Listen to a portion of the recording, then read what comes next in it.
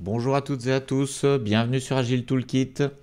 Alors aujourd'hui on va faire une nouvelle vidéo sur le thème agilité et intelligence artificielle, IA en résumé. Donc on a déjà fait deux vidéos sur ce sujet. Dans les deux premières vidéos on posait certaines questions, des use cases à l'IA pour voir si elle pouvait répondre correctement aux questions, donc des questions assez classiques de Scrum Master. Et en fait, ce que j'aimerais bien faire dans cette série de vidéos, c'est voir si l'IA est capable de réaliser beaucoup de tâches de Scrum Master, voire même de remplacer carrément le Scrum Master. Bon, je ne pense pas que l'IA remplacera le Scrum Master dans un avenir proche, mais on ne sait jamais. En tout cas, on va tester sur tout un tas d'activités. Donc d'abord, c'était des activités un peu théoriques, des questions, des use cases. Aujourd'hui, je vous propose un autre type d'exercice pour l'IA, c'est générer des templates de rétrospective. Alors, on avait déjà fait un petit peu ça dans la première vidéo où j'avais demandé à générer un template pour une rétrospective Halloween. Donc, n'hésitez pas à aller la voir si vous ne l'avez pas vue. Mais là, on va se concentrer sur la fabrication, le dessin de templates, même pas sur la proposition de sujets de rétro, vraiment le dessin de rétrospective assez classique. Donc c'est un exercice assez différent, ça ne sera pas basé sur le texte, mais sur les capacités de l'IA à dessiner. Donc petit rappel, on teste l'IA d'aujourd'hui, c'est-à-dire, on va le voir de suite, ChatGPT, Claude et Gemini, dans leur version actuelle, vous aurez la date écrite dans le tableau de résumé. Donc l'IA, ça évolue très vite et on peut même faire beaucoup de spéculations sur ce que l'IA va permettre de faire dans les mois ou les années à venir. En tout cas, nous, on va se cantonner à l'IA accessible facilement à tout un chacun aujourd'hui, avec des modèles très connus. Mon avis sur l'IA, ça je ne veux pas trop développer, mais comme je l'ai dit, je ne pense pas que ça va remplacer le Scrum Master, mais comme c'est un nouvel outil, pourquoi ne pas l'utiliser si ça peut rendre service, si ça peut nous rendre plus efficaces, mais avant de pouvoir l'utiliser, il faut savoir ce que l'outil est capable de faire et si on peut avoir confiance en l'outil, si on peut s'en remettre à lui, parce que si il nous donne des informations qui sont fausses ou si il nous fait perdre plus de temps que prévu, ça ne vaut pas la peine de l'utiliser. En tout cas, voilà, c'est ce qu'on va découvrir dans cette série de vidéos. Donc, comme le sujet dessiner des templates de rétrospective n'est pas le même que dans les précédentes vidéos, j'ai changé l'échelle de notation. Cette fois-ci, l'échelle de notation elle va être basée sur la partie dessin. Donc, je vous lis rapidement les différents niveaux. Donc 5, on va demander à l'IA de générer un template de rétro, par exemple une rétro speedboat qu'on pourra utiliser nous dans un board virtuel comme Miro, Klaxoon ou autre. Donc si l'image générée par l'IA est directement exploitable du premier coup, ça sera 5 sur 5. Si l'IA nous propose une image qui est exploitable mais qui nécessite une retouche mineure, dans un éditeur d'images pour être utilisé. Donc si c'est presque parfait, ça sera 4. Si l'image n'est pas exploitable après deux corrections, si l'image n'est pas exploitable dès le début, mais qu'après deux corrections, deux prompts, on obtient une image exploitable, deux corrections maximum. On pourrait imaginer des tas de corrections, mais bon, il faut bien fixer une limite.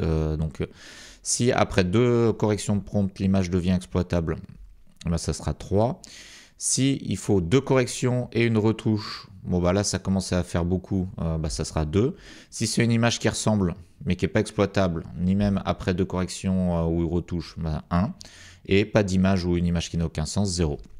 Donc après tout ceci après deux retouches. Donc on ne va pas juger l'esthétique, on va juger uniquement si c'est utilisable. Quand je dis exploitable, est-ce que c'est utilisable? Alors bien souvent, j'imagine que ça sera beaucoup moins bien que ce qu'on peut faire manuellement ou les templates qu'on peut trouver sur Internet. Il y a toute une collection de templates, c'est vraiment très riche. Mais là, on va dans tous les cas, ça sera certainement moins bien. Alors on ne sait pas, l'IA peut nous surprendre, mais ça sera sûrement moins bien que ce qu'un humain peut faire. Mais on va pas être trop exigeant avec l'IA, on veut juste quelque chose d'utilisable. Donc ce nouvel exercice, je l'ai appelé « Dessine-moi une rétrospective ». Donc ici, vous avez la première rétrospective qu'on va essayer de faire dessiner à l'IA. Alors, toujours comme d'habitude, vous avez le petit tableau ici en bas à droite avec les différentes IA avec une note sur 5 d'après l'échelle de notation que je vous ai donnée juste avant. Ici, le prompt que je vais donner à chacune des IA par copier-coller. Hein, pour être équitable, ça va être exactement le même prompt pour toutes les IA. Donc on m'a dit que pour améliorer la qualité des résultats fournis par l'IA, il faut lui donner un rôle. Donc là, dans tous les prompts, j'ai mis « Comporte-toi comme un expert en agilité et un Scrum Master expérimenté ». Voilà, j'aurais pu mettre coach agile, mais bon, à mon avis, ça ne va pas changer grand-chose, mais bon, on ne sait jamais. Et ici, bah, je demande le prompt à générer. Ici, je vous mets à chaque fois ce que moi j'aurais fait en mode très simple pour montrer ce que j'attends de l'IA. Donc la première rétrospective, c'est positif-négatif. On demande juste aux gens d'identifier dans le sprint qui s'est passé, ce qui a été positif, ce qui s'est bien passé, ce qui a été négatif. Donc c'est un template extrêmement simple avec juste une colonne et un smiley positif-négatif. Donc on commence par demander à ChatGPT. Donc c'est ChatGPT 4o et je vous rappelle que j'ai la version payante de ChatGPT. Je ne sais pas si la version gratuite est capable de générer des images. Donc là, normalement c'est assez simple, donc l'IA devrait réussir. Ok, donc c'est pas mal. Enfin c'est pas mal, ça ressemble. N'hésite pas si tu as des modifications. Mais c'est pas parfait, c'est pas directement exploitable. Donc il y a quelque chose, alors dans mon échelle de notation, je me souviens même plus de ce que j'ai mis, exploitable avec retouche mineure. On va faire une retouche mineure, on va essayer. En tout cas là, bon, on peut le mettre dans un logiciel d'édition et supprimer les points qui sont là. On peut aussi le faire directement dans le chat GPT qui offre cette fonctionnalité d'édition. Efface, c'est parti. Cela doit être vide. Et il va régénérer une image, normalement il va effacer. Alors pour le texte, positive point, negative point, on va pas être trop gourmand parce que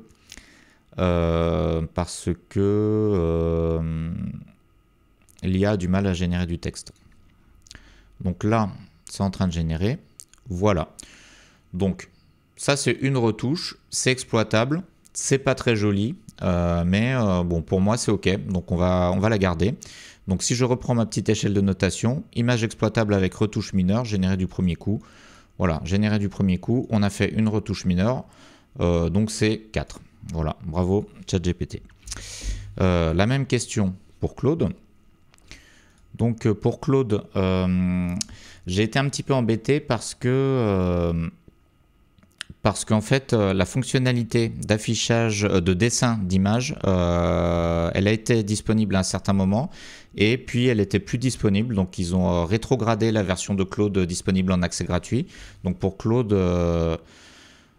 voilà. Donc là il nous dit je ne peux pas générer d'image directement, mais parfois il le peut. Alors je comprends pas parce que j'ai fait un test juste avant. Génère une image. J'ai fait un texte avec exactement ce prompt. Mais voilà, maintenant il veut bien le faire. Donc Claude est un petit peu capricieux, du moins en version gratuite, et ne veut pas forcément générer des images. Alors ici c'est assez intéressant parce que Claude, lui, plutôt que générer une image, il va faire un dessin en SVG. Donc en fait son image ça va être du code informatique de dessin d'image. Donc c'est assez différent de l'approche de ChatGPT. Donc voilà, donc là on a le résultat. Alors, j'aurais bien aimé que le positive point et le negative point, les smileys, soient plus hauts. Fais les smileys plus petits et plus hauts sur la page. De même, le texte doit être plus haut sur la page, juste en dessous de chaque smiley. Donc, est-ce qu'il va réussir à adapter son dessin?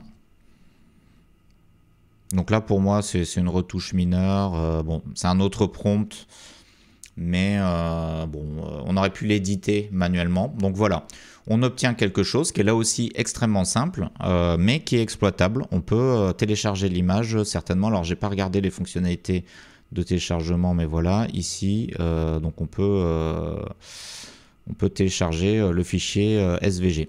Donc c'est exploitable. Donc on va mettre 4 sur 5. On a fait une simple retouche mineure. Alors c'était via un prompt, mais on aurait très bien pu le faire aussi via un éditeur de texte. Donc je mets quand même 4. Alors si vous n'êtes pas d'accord avec ma notation, bah, vous pouvez mettre vous-même vos notes ou vous pouvez me le dire en commentaire. Alors maintenant on va passer à Gemini, ça va aller très vite parce que Gemini lui, contrairement à Claude qui est capricieux mais qui génère quand même des images, Gemini lui la dernière fois que j'ai essayé n'était pas capable du tout de générer des images. Donc tac tac tac, qu'est-ce qu'il nous dit? Nous mettons tout en œuvre pour améliorer la capacité à générer des images, cette fonctionnalité devrait bientôt être prête. Ok, donc Gemini on peut l'éliminer dès maintenant et parce qu'il n'est pas capable de générer des images. Donc sur cette activité Gemini ne nous est d'aucune aide. Donc voilà, bah, c'est plutôt pas mal pour le premier use case. Maintenant, deuxième use case, on va faire une rétro de type Start, Stop, Continue. Donc ça, c'est une rétro aussi très classique et très simple. C'est exactement la même chose qu'avant, sauf qu'on a 3 colonnes et 3 axes de questionnement, de rétrospective. Start, c'est les choses qu'on doit commencer à faire. Stop, c'est les choses qu'il faut arrêter, les choses négatives. Continue, les choses qui étaient bien. Donc j'ai mon petit prompt ici. Je vais le soumettre à ChatGPT. Et voilà, c'est en bas. On va voir ce qu'il peut faire sur Start, Stop, Continue. Donc, je vous lis ce que j'ai écrit. Bon, à part la partie expert, je ne vais pas la relire à chaque fois. Est-ce que tu peux me générer une image de fond que je pourrais utiliser comme template dans une rétro de type Start, Stop, Continue? Je ne veux pas de post-it sur l'image. Je veux un board vide que je souhaite utiliser avec mon équipe pour une rétro. Je ne veux pas de post-it sur l'image. Je veux un board vide que je souhaite... Alors, ça, c'est une erreur de copier-coller. Donc, premier test. Ok, donc là c'est pas mal, ça ressemble, Start, Stop, Continue. Bon là je sais pas ce que c'est ce texte là, mais bon c'est vite quand même, mais l'orientation ne nous convient pas. Est-ce que tu peux modifier l'orientation? Alors je vais lui dire quand même, l'image est très bien, pour qu'il sache que c'est ok dans l'ensemble, mais je veux que tu modifies l'orientation pour que l'image soit de face à plat. Alors je sais pas si c'est très clair. Est-ce que l'IA va réussir à comprendre ce que je dis? On va voir. Bon, j'aurais presque envie de dire que c'est exploitable. Mais bon, c'est quand même, il a quand même pas parfaitement compris. Donc, non, il n'a pas compris. Bon, c'est quand même pas tellement exploitable. Hein. Non, on va pas dire que c'est exploitable.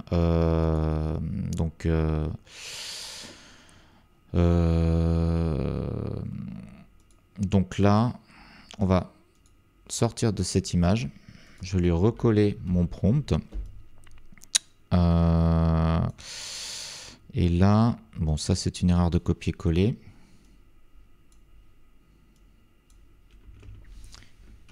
L'image ne doit être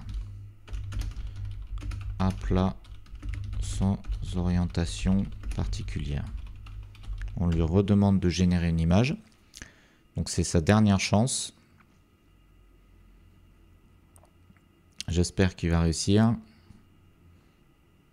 Bon, après, on peut imaginer qu'un expert en IA pourrait écrire un meilleur prompt. Alors non, il nous fait toujours quelque chose comme ça en diagonale. Donc, c'est pas exploitable. C'est pas exploitable. Donc, d'après mon système de notation, image qui ressemble mais non exploitable, on va mettre 1. Voilà, c'est un peu sévère. En fait, j'ai déjà fait un test précédemment et en fait, il avait eu 4.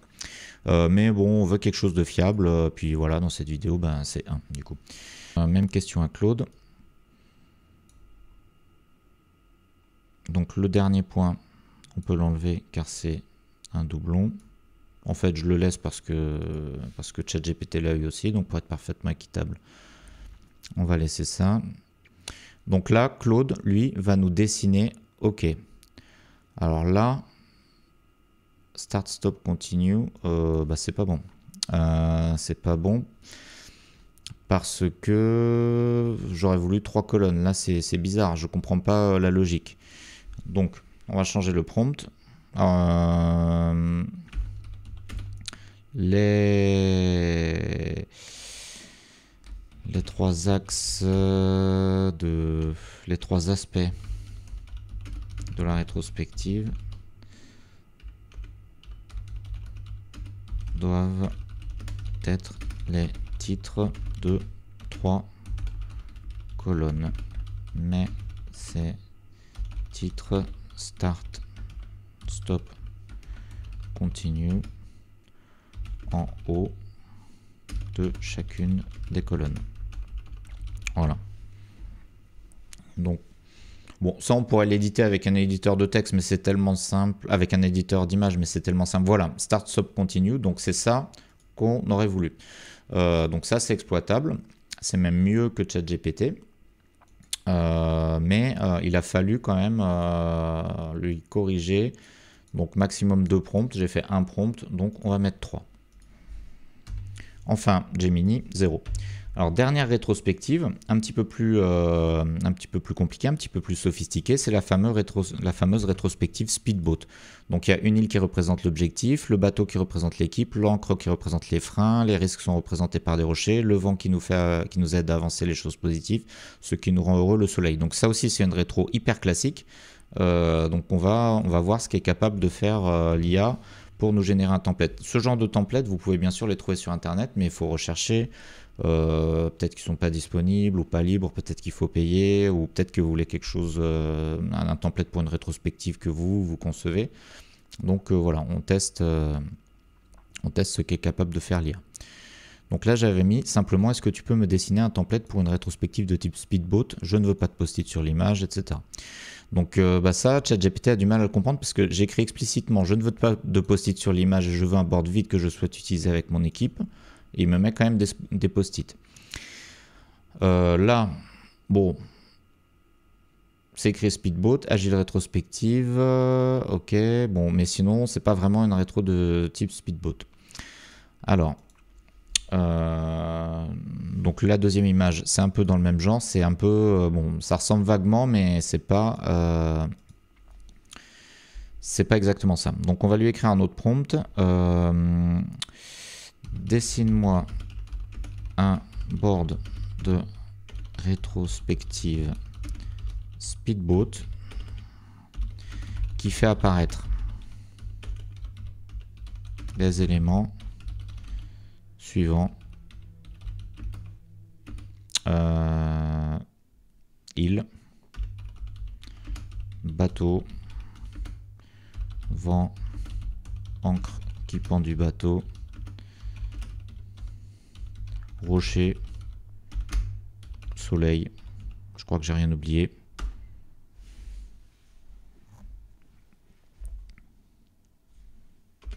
Donc on va voir si, bon, pour ce qui est génération de templates, je pense que ChatGPT ne sera pas très fort. On va voir si c'est mieux en étant un peu plus descriptif. Ok, donc là on a le bateau, bon on a une île, Speedboat, c'est écrit Speedboat, on a des rochers, on a le soleil, il n'y a pas d'encre. Ah, il y a une encre ici, mais elle ne pend pas du bateau.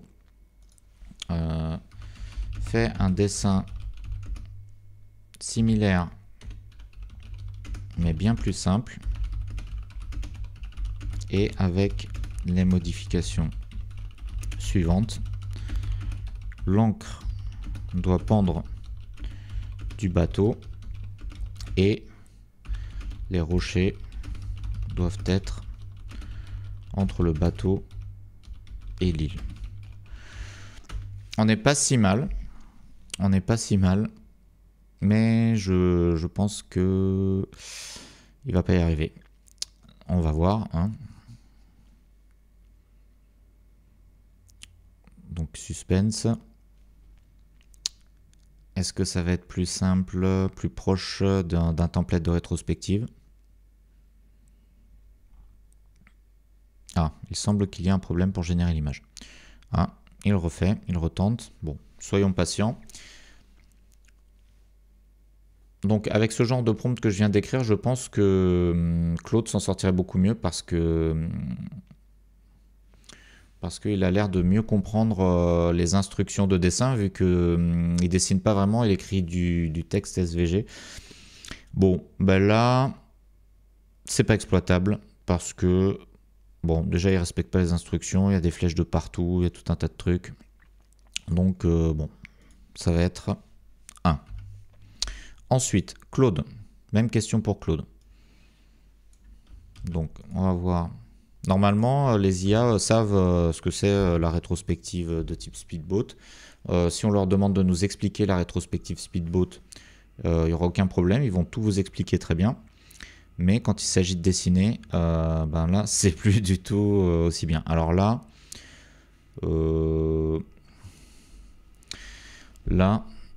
c'est pas terrible.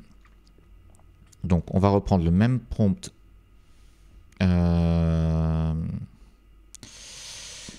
Bon, qu'on a demandé à ChatGPT. Ce n'est pas suffisant. Il faut représenter tous les éléments d'une rétrospective